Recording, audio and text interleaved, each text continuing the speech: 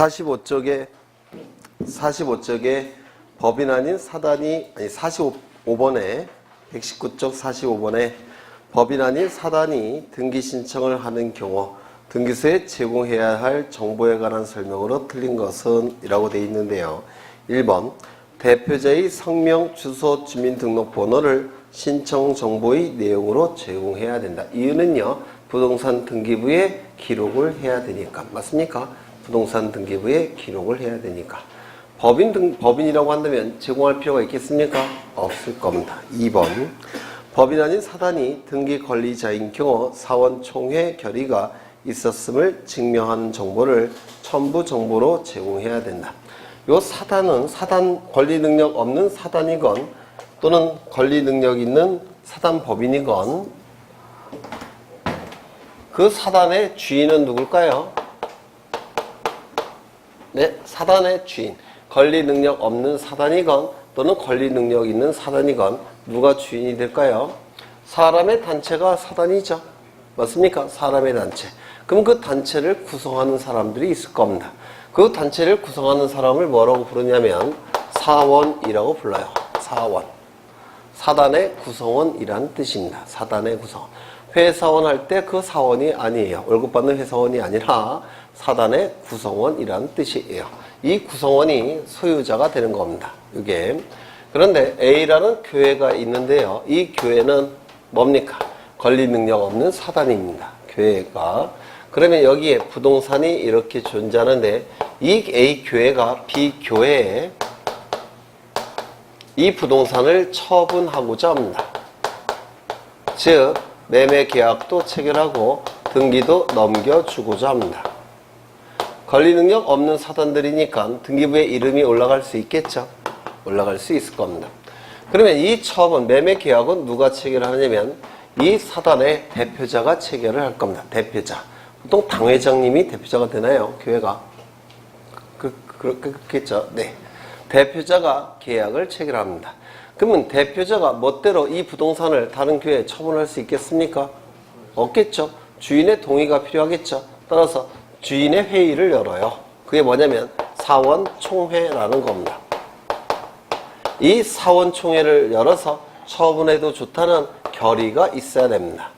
결의가 있어야 되고 결의서가 첨부가 돼야지만 이 등기를 실행해 줍니다. 그러면 이 B교회도 사원총회를 열 필요가 있느냐? 이 B교회는 사원총회를 열 필요가 없습니다. 왜요? 권리를 취득하는 자죠. 소유자들은 좋아할 겁니다. 재산이 늘어났으니까. 따라서 이 B교회는 등기 관리자니까 총회의 결의를 할 필요가 처음부터 없습니다. 누구만 첨부한다고요? 등기 의무자만. 그렇죠. 그래서 권리를 상실하는 자만, 이 자만 총회를 열어서 결의서를 첨부하게 됩니다. 그래서 2번 지문은 등기 권리자인 경우가 등기 의무자인 경우로 바뀌어야 됩니다. 등기 의무자인 경우로. 그 다음에 3번을 보시면 등기되어 있는 대표자가 등기를 신청하는 경우, 여기서 부동산 등기부에 이미 대표자가 등기되어 있다는 겁니다. 이미. 예를 들어서 여기에 등기부에 이제 등기가 될 겁니다. 1번 소유권 보존 등기 A교회. 이렇게 등기가 되어 있겠죠. 그리고 대표자가 기록이 되어 있겠죠. 맞습니까? 2번 소유권 이전 등기 B. 여기 대표자 기록이 되겠죠. 그러면 이 대표자는 이미 이 대표자, 즉 등기 의무자의 이 대표자는 등기부에 이미 등기가 되어 있으니까 이를 증명하는 정보를 구태여 첨부할 필요가 있겠습니까? 없습니다. 이미 등기가 되어 있으니까. 그렇죠. 네, 그런 의미예요. 등기되어 있는 대표자가 등기를 신청한다면 대표자를 증명하는 정보를 첨부 정보로 제공할 필요가 없습니다. 이 권리 능력 없는 사단 재단은 등기부에 이름이 올라갈 수가 있죠. 따라서 등기명이 될 수 있는 자격이 있습니다. 그런데 이 권리 능력 없는 사단 재단의 경우에는 팔다리 역할을 하는 자, 팔다리가 있습니까? 없습니까? 없어요. 그런데 팔다리 역할을 하는 자가 있을 겁니다.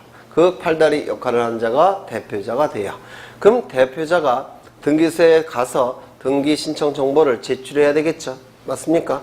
등기 신청 정보를 제출할 때, 왜냐면 이 권리 능력 없는 사단 재단의 경우에는 등기부에 이름은 올라가지만 팔다리가 없기 때문에 팔다리 역할하는 자가 대신 신청을 해줘야 됩니다.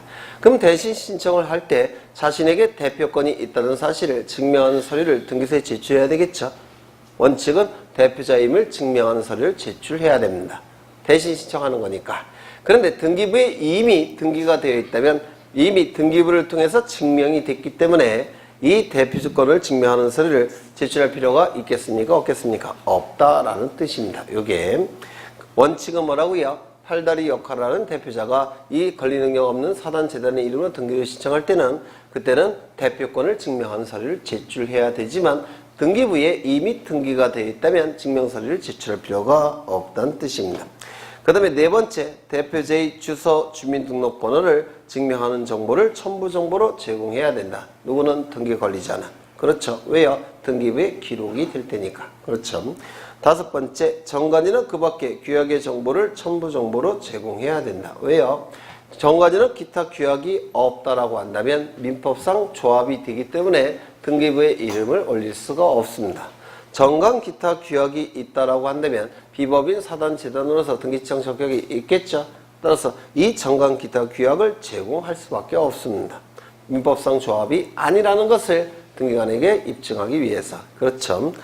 넘어가겠습니다. 46번을 보시면 A씨가 B에게 토지를 처분한 경우 소유권 이전 등기 절차에 관한 기술적 맞는 것은 답은 4번이 되겠죠. 왜요? 이건 A씨가 등기를 요구하는 거니까 촉탁이죠. 촉탁은 등기 진정성이 이미 확보가 됐다고 보니까 등기필 정보를 등기 의무자인 강공서가 제공할 필요가 있겠습니까? 없을 겁니다. 그렇죠? 네. 넘어가겠습니다. 50번 가겠습니다. 50번.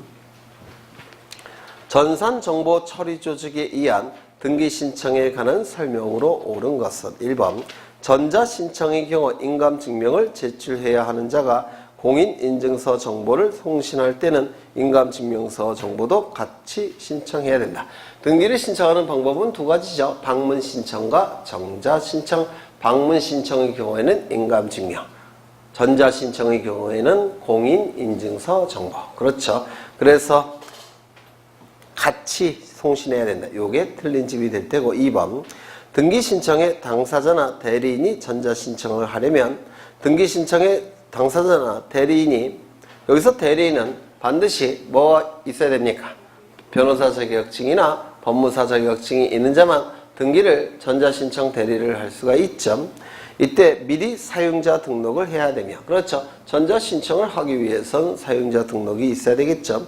사용자 등록의 유효기간은 5년이다. 맞는 짐이 될 겁니다.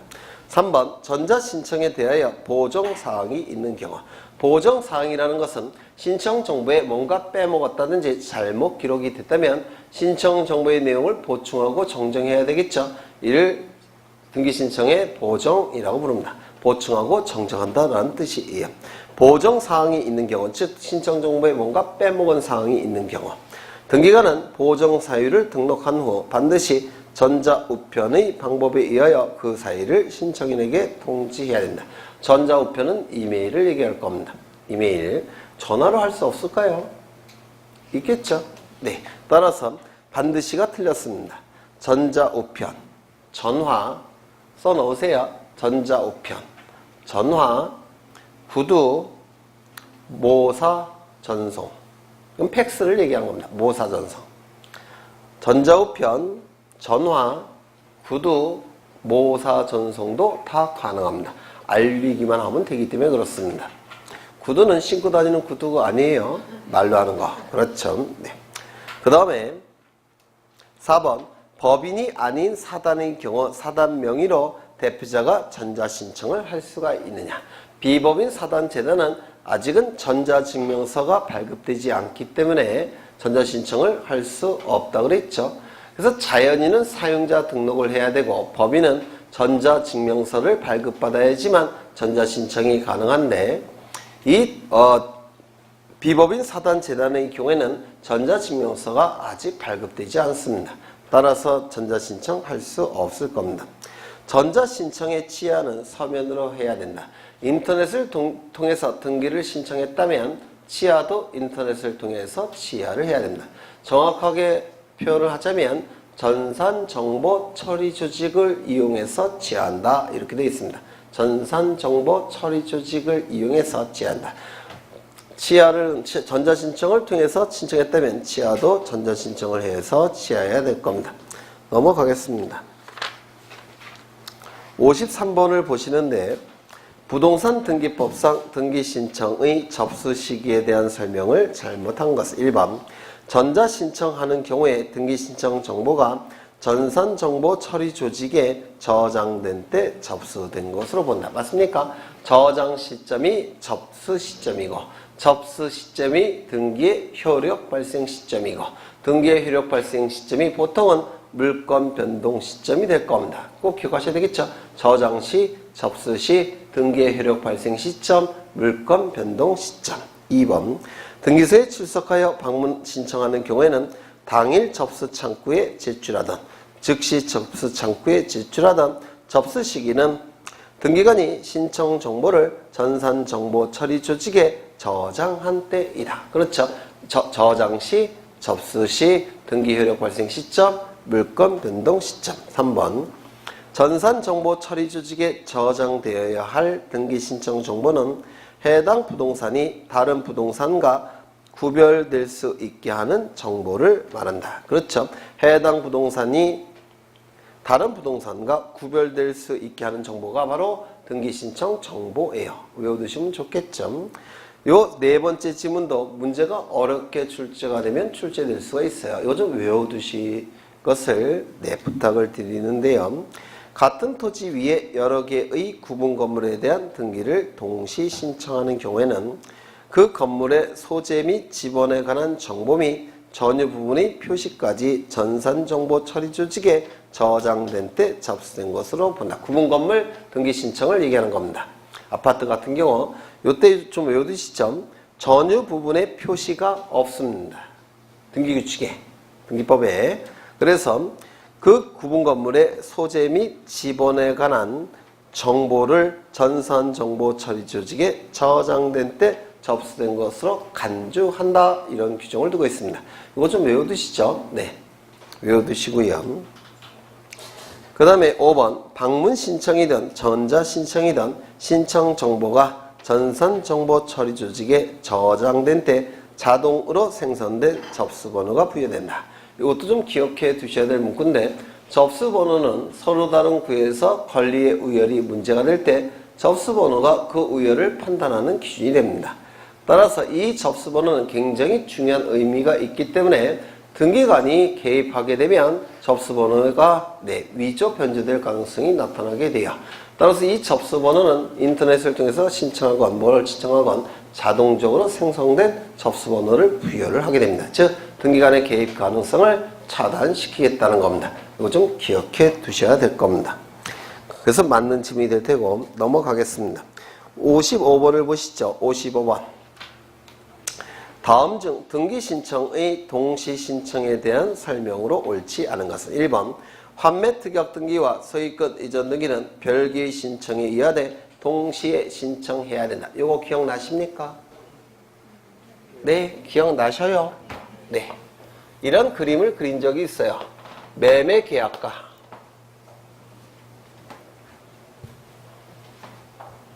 여기에 이러한 부동산이 있고 소유자가 갑인데 갑이 을과 매매계약을 체결하면서 동시에 환매특약을 체결한다고 했습니다. 매매로 인한 소유권 이전 등기가 을 명의로 이루어질 테고 환매특약에 의해서 갑에게는 환매권이라는 권리가 발생을 할 겁니다. 이 갑에게 발생한 환매권에 대항력을 부여하기 위해서는 공시를 해야 돼요. 따라서 이 환매특약을 등기를 합니다. 이를 환매특약 등기, 환매등기라고 얘기를 할 겁니다. 이 환매권을 행사를 하게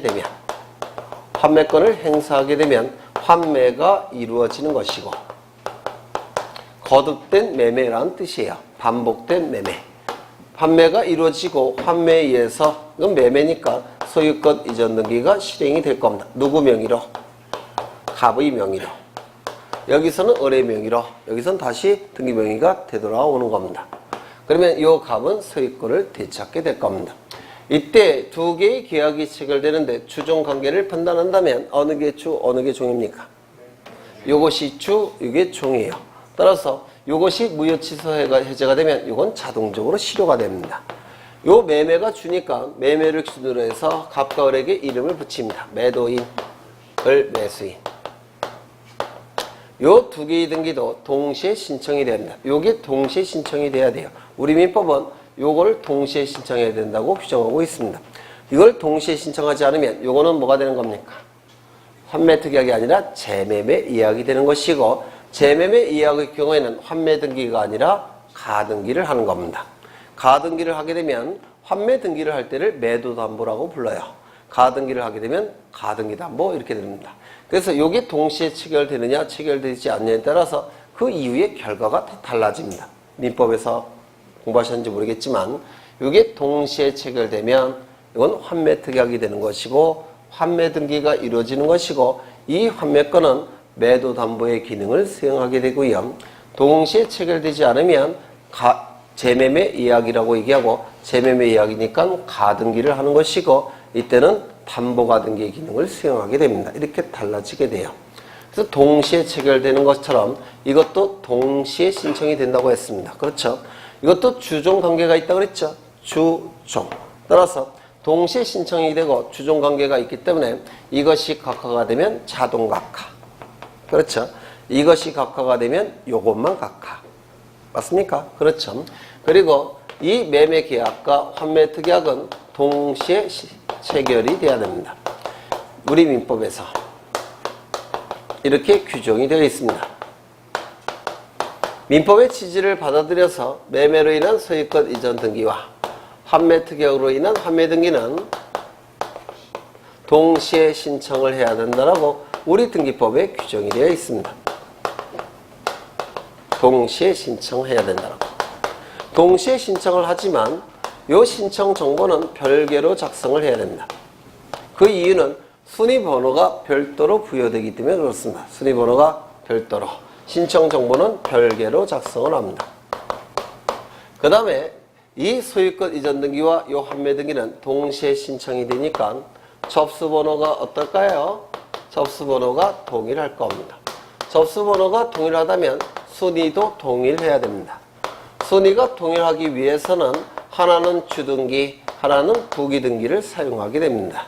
따라서 이게 주된 등기니까 이게 주등기, 이게 종된 등기니까 부기등기 이렇게 하게 될 겁니다. 그러면 이 환매등기가 부기등기로 구성이 되죠. 그럼 이 환매등기를 다른 자에게 이전을 한다면 한 단계 더 나아가니까 이건 무슨 등기 하겠습니까? 부기에 부기등기를 하게 될 겁니다. 그렇죠? 그 다음에 요 시점부터 요 시점까지, 요거는 을명의 등기죠. 요 시점부터 요 시점까지 소유권의 등기 명의는 누가 갖고 있습니까? 네? 을명의 등기는 요때 이루어지지 않습니까? 그 이전에는 등기 명의를 누가 갖고 있습니까? 가. 그리고 환매 등기의 등기 의무자는 누굽니까? 여기서 보시면 이 등기가 이루어지면 어느 소유권을 취득하죠? 등기 관리자. 소유권 상실하죠? 등기 의무자. 환매 등기가 이루어지면 대항력 발생하죠? 등기 관리자. 대항력에 제한을 받죠? 등기 의무자. 소유권 이전 등기를 하게 되면 을은 소유권 되찾아 오죠? 등기 관리자. 을은 소유권 상실할 때니까 등기 의무자입니다. 환매 등기의 등기 의무자는 누굽니까? 을. 그러면 소유권의 등기 명의인이 등기 의무자일 때 등기 의무자는 뭘 첨부합니까? 인감증명. 그런데 일치합니까? 일치하지 않습니까? 일치하지 않습니다. 따라서 등기 의무자 을은 환매 등기 신청 시 인감증명을 첨부합니까? 첨부하지 않습니까? 첨부하지 않을 겁니다. 맞습니까? 맞죠? 그 다음에 이 소유권 이전 등기 신청과 환매 등기 신청은 동시에 신청이 되는 거니까 환매 등기 등기 의무자는 을이죠. 을은 소유권 이전 등기 이미 실행이 된 상태입니까? 환매 등기 신청할 때 실행되기 전 단계입니까? 을 명의로. 다시요. 이 을은 소유권 이전 등기와 이 환매 등기를 을은 동시에 신청하는 거죠. 소유권 이전 등기는 등기 관리자로서 환매 등기는 등기 의무자로서 동시에 신청하겠죠. 그러면 환매 등기를 신청할 때 을 명의로 소유권 이전 등기가 이미 실행됐습니까? 실행되기 전입니까? 전이죠. 따라서 을 명의 등기가 실행되기 전이니까 을은 등기필 정보를 통지받았습니까? 아직은 통지받기 전입니까? 전이죠. 그러면 등기 의무자로서 제출할 등기필 정보가 있습니까? 없습니까? 없어요. 따라서 환매 등기 신청할 때는 인감증명도 첨부하지 않지만 등기필 정보도 첨부하지 않습니다. 등기필 정보가 아직 없습니다. 을은. 이거 이해가 되십니까? 그렇죠. 그 다음에 요 시점부터 요 시점까지는 갑은 소유권자는 누굽니까? 요 시점부터 요 시점까지 소유권자 누굽니까? 갑. 그 다음에 왜요? 을 명의로 등기가 되기 전 단계죠. 소유권자는 갑입니다. 또한 환매권자는 누굽니까? 요 시점에 갑에게 환매권이 발생했죠. 이미. 그래요? 안 그래요? 그렇죠. 환매권자 갑이죠. 그러면 이 환매권자인 갑은 환매권의 순위를 보존하기 위해서 환매등기에 가등기를 할 필요가 있을까요? 없을까요? 이미 소유권이라는 가장 완전한 형태의 권리를 가지고 있기 때문에 환매등기의 가등기는 쓸모가 없는 겁니다. 맞습니까? 따라서 환매등기의 가등기라는 건 존재하지 않습니다. 기억하셔야 돼요. 환매등기의 가등기라는 건 아예 없습니다. 왜? 소유권을 가지고 있는 상태이기 때문에 그렇습니다. 그래서 환매등기의 가등기는 존재하지 않습니다. 그런데 환매등기를 다른 자에게 이전하기 전에 순위를 보존하기 위해서 요 이전받은 자가 가등기하는 경우는 가능하겠죠. 따라서 환매등기 이전의 가등기는 존재합니다. 환매등기 이전의 가등기는 존재하지만 환매등기 자체의 가등기라는 건 아예 존재하지 않습니다. 네. 그러면 보시면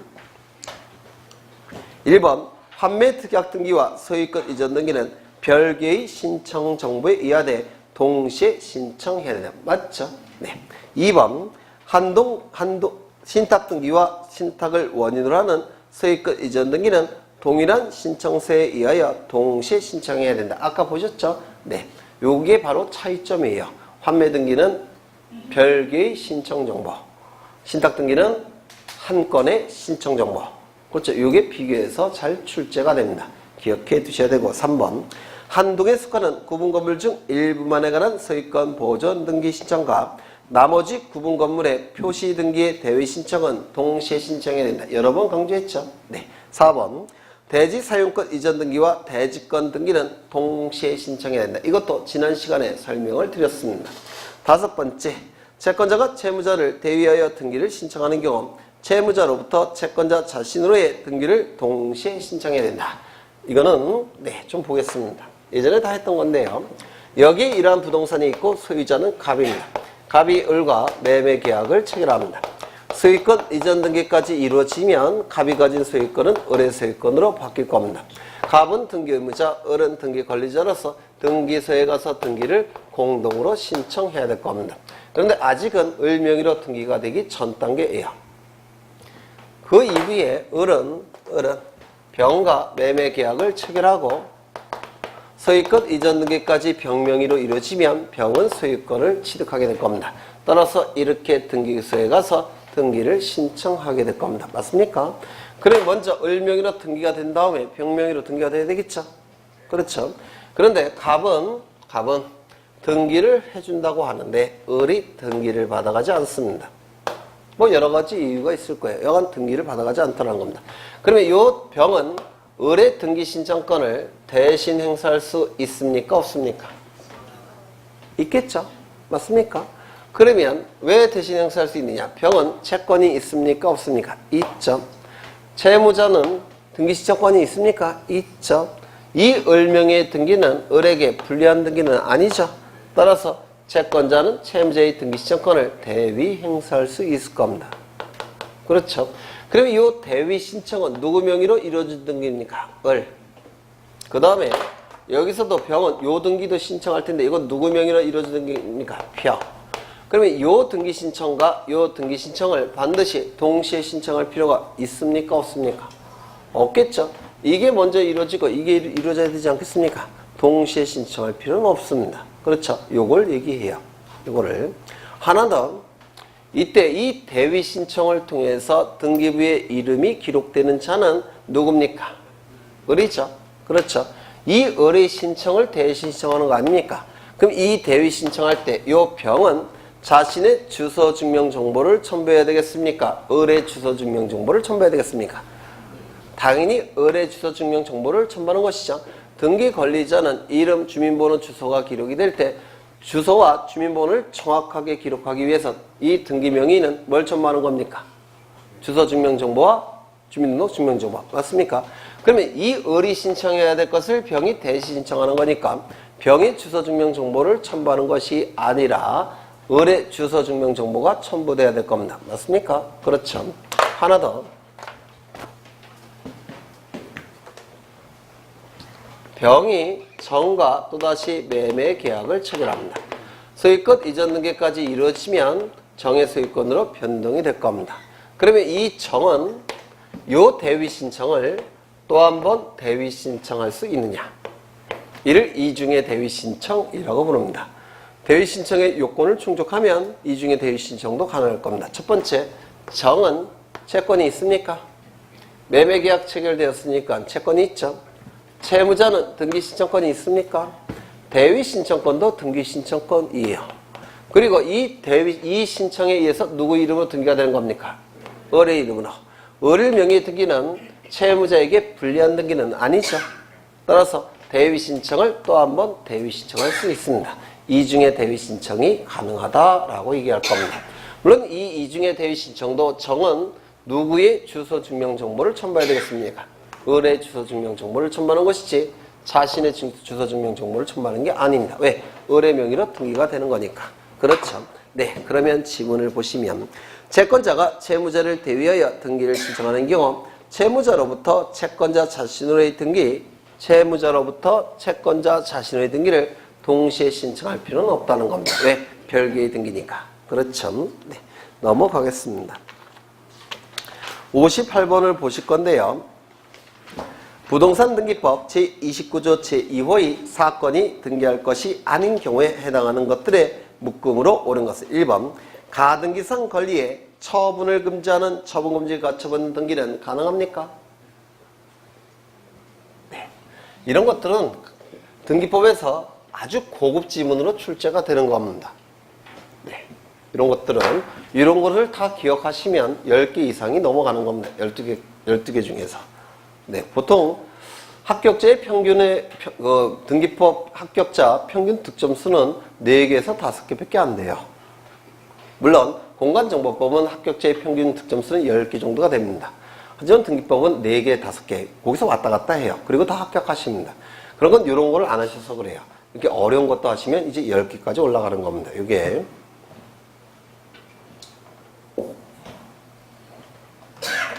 믿거나 말거나. 여기 이러한 부동산이 있고 소유자는 갑입니다. 갑이 을에게 소유권 이전에 가등기를 해준 상태입니다. 그래서 가등기 권리자는 을이에요. 을이. 그런데 을에게는 누가 있었느냐면 채권자가 이렇게 존재합니다. 그 말은 이 을은 채무자라는 뜻이 될 겁니다. 채무자가 될 겁니다. 채무자는 자신의 채무를 이행기에 자발적으로 이행해야 되겠죠. 네, 자발적으로 이행하지 않게 되면 채권자는 을의 재산에 대해서 강제 집행을 통해서 자신의 채권을 만족받고자 할 겁니다. 익숙하죠? 강제 집행하기 위해서 뭐가 필요하다고요? 권리의 완천, 집행권한이 필요하다고 그랬죠? 집행권한에 해당되는 게 판결서. 따라서 판결서를 만들기 위해서 A는 법원에 소송을 제기할 테고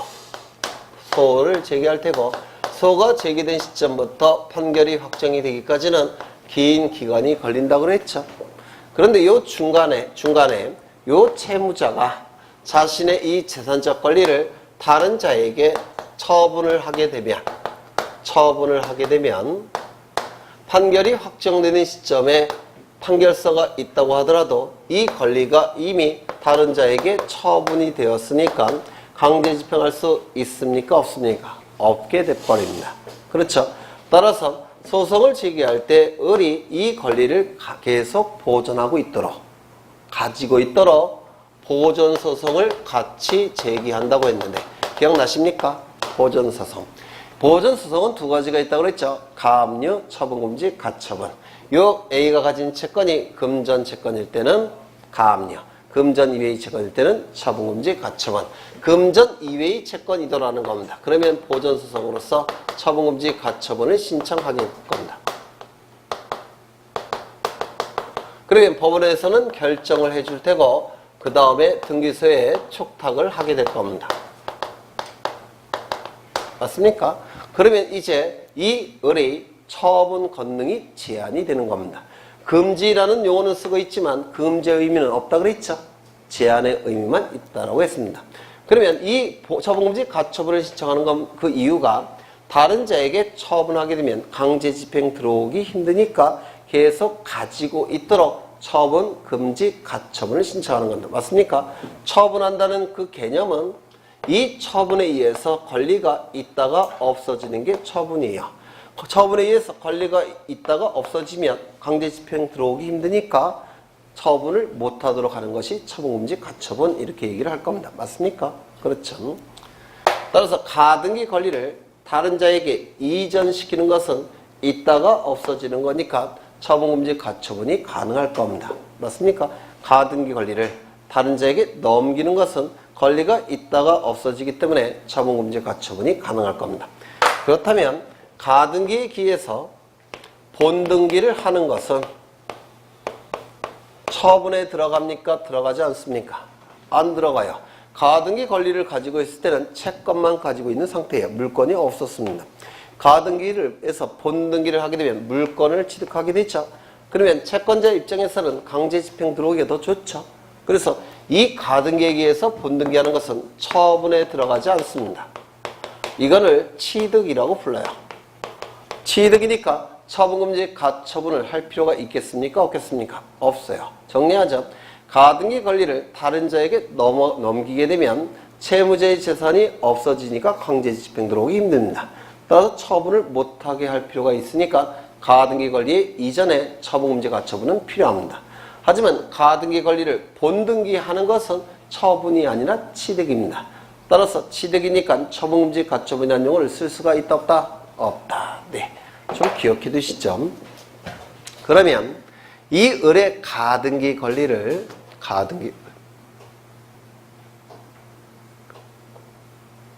가등기 권리를 소유권에 대한 가등기 권리를 지금 A 명의로 처분금지, 가처분 등기가 실행이 됐죠. 이거는 소유권에 관한 권리입니까? 소유권 이외의 권리에 관한 권리입니까? 소유권에 관한 권리가 되겠죠. 따라서 이 처분금지, 가처분 등기는 갑구에 하겠습니까? 을구에 하겠습니까? 갑구에. 소유권자를 기준으로 할 때 이 가처분 등기는 몇 번째 도출됩니까? 두 번째. 따라서 주등기, 부기등기, 주등기. 소유자를 기준으로서 몇 번째 도출되느냐에 따라 달라지죠. 첫 번째 도출된 등기는 가등기. 두 번째 도출되는 등기는 처분금지, 가처분 등기. 요 등기, 요거일 때. 무슨 등기? 부기등기. 이렇게 될 겁니다. 그렇겠죠. 그 다음에 2번 보셨고, 이거는 불가능하죠. 가등기에 의해서 본등기하는 것은 처분에 들어가지 아니하니까 처분금지, 가처분 등기는 허용되지 않을 겁니다. 가처분 등기 후 그에 반하는 소유권 이전 등기는 가능합니까? 가능하죠. 처분하는 것을 금지하는 임시에, 이 처분금지, 가처분이라는 것은 처분하는 것을 금지시키는 임시의 법원의 처분이라는 뜻인데, 금지라는 용어는 쓰고 있지만 금지의 의미는 있다고 했습니까? 없다고 했습니까? 없다고 했습니다. 따라서 처분금지, 가처분 등기가 실행이 됐다고 하더라도 처분할 수 있습니다. 그렇겠죠? 네. 그래서 이건 등기가 가능할 테고, 리을. 갑과 을이 공유인 건물에 대하여 갑이 지분에 대한 전세권 설정 등기. 지분에 대해서는 전세권 설정이 가능합니까? 안 되죠? 네. 일부 공유자의 자기 지분만에 대한 보존 등기. 됩니까? 안 된다고 했죠? 공동 상속인 중 일부의 자기 상속 지분만에 관한 상속 등기. 됩니까? 안 된다고 그랬죠? 하지만 포괄 유증을 받은 경우 포괄 유증을 받은 자 1인이 자신의 지분에 대한 포괄 유증으로 인한 소유권 이전 등기는 됩니까 안 됩니까? 된다고 했죠. 이게 상속 등기와의 차이점이라고 했습니다. 다섯 번째, 권리 질권 등기. 이거 가능합니까? 네. 원칙적으로 권리 질권은 허용되지 않아요. 그런데 특정한 권리 질권은 허용이 됩니다. 그 특정한 권리 질권, 이걸 얘기하는 겁니다. 여기에 이러한 부동산이 있고 소유자가 갑입니다. 을로부터 10억 원을 빌립니다. 그냥 안 빌려줄 겁니다. 담보를 요구할 테니까 저당권을 설정해 줄 겁니다. 그러면 을은 10억 원의 피담보 채권이 발생을 했을 테고, 이를 담보하기 위해서 저당권 설정 등기를 하게 될 테고, 저당권을 취득하게 될 겁니다. 이 저당권 등기는 소유자로부터 첫 번째 도출됐으니까 주등기, 부기등기, 주등기가 될 겁니다. 이때 요 피담보 채권의 변제기가 아직도 1년이나 남았습니다. 그런데 돈이 필요해요. 그러면 이 을이 돈을 마련하는 방법은 두 개예요. 채권을 다른 자에게 판다든지, 아니면 채권을 이용해서 돈을 빌린다든지, 두 가지 방법을 통해서 돈을 마련해 놓을 수 있는데, 이 을은 요 채권을 가지고 병에게 돈을 빌리고 5억 원을 빌리고 요 채권을 인질로 맡길 수가 있습니다. 이를 질권설정이라고 불러요. 그래서 질권이라는 권리가 있는데, 질권은 돈을 빌려주고 담보로 뭔가 인질로 가질 수 있는 권리가 질권이에요. 이 질권은 두 가지가 있는데요. 인질이 동산일 때는 동산질권, 인질이 권리일 때는 권리질권, 이렇게 두 가지 질권이 있습니다. 요거는 권리질권이 되는 거예요. 권리질권. 그러면 요 병은, 아이고 어떡하지? 피담보 채권이 발생했죠. 뭡니까? 피담보 채권이 5억 원의 채권이 발생했죠. 5억 원 빌려줬죠. 그리고 인질로 뭘 갖고 있습니까? 10억에 대해서, 10억의 채권에 대해서 인질로 갖는 권리가 있죠. 10억 원의 채권 질권이 발생을 한 겁니다. 이게 바로 요 권리 질권이에요. 10억 원의 채권 질권. 이때 채권이 인질로 넘어갈 때 요 저당권도 수반성에 의해서 인질로 넘어갑니다. 수반성에 의해서 채권이 인질로 넘어가면 당연히 저당권도 수반성에 의해서 따라가게 돼요. 그래서 이 10억 원의 채권 질권은 앞에 수반성에 의해서 저당권이 붙은 채권 질권이에요. 이를 저당권부 채권 질권이라고 얘기합니다. 저당권부 채권 질권. 그러면 저당권이 지금 을에서 병으로 인질로 넘어갔죠. 그러면 소유자로부터 몇 번째 도출된 겁니까? 두 번째. 따라서 이 주등기에 붙여서 기록하게 됩니다. 저당권 등기가 가능하니까 저당권부 채권 질권도 등기가 가능하게 돼요. 그래서 이 저당권부 채권 질권 등기는 부기 등기한다는 거 꼭 기억해 두셔야 합니다. 저당권부 채권 질권은 부기 등기한다는 거. 그러면 이때 요 병이 요 채권을 다른 자에게 양도했습니다. 정에게.